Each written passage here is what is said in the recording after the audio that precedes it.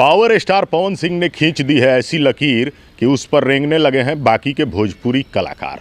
नमस्कार, मैं किशन कुमार हूं। आप देख रहे हैं अपनाउड। दोस्तों, आपने सुना होगा कि कई बार किसी स्टेज पे पवन सिंह कहते नजर आए हैं कि मेरे खींची हुई लकीर पर ही तुम लोग रेंगोगे। आज उस बात को पवन सिंह ने साबित भी कर दिया है।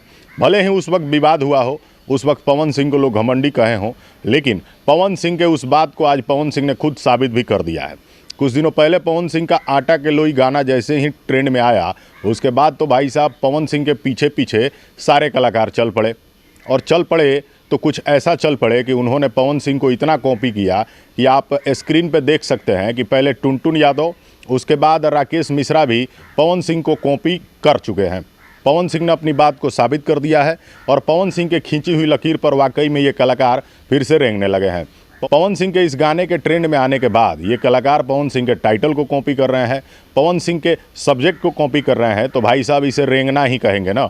अगर कलाकार बेस्ट करता है, औरों से कुछ अलग करता है, तो उसकी कॉपी होनी तय है। लेकिन अक्सर पवन सिंह को लोग कॉपी करते हैं क्योंकि पवन सिंह शायद सच में लकीर खींचने में माहिर हैं। भले ही उस वक्त स्टेज पर पवन सिंह ने फ्लो में कह दिया हो, लेकिन आज पवन सिंह की कही हुई बात वाकई में सच में साबित हो गई है। अभी तो टुनटुन यादव और राकेश मिश्रा सामने आए हैं। अभी देखते हैं और कितने कलाकार पवन सिंह को कॉपी करते हैं और उनके खींचे हुए लकीर पर रेंगते नजर आते हैं।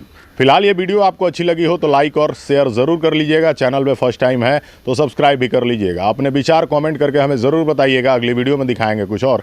तब तक के लिए नमस्कार, धन्यवाद।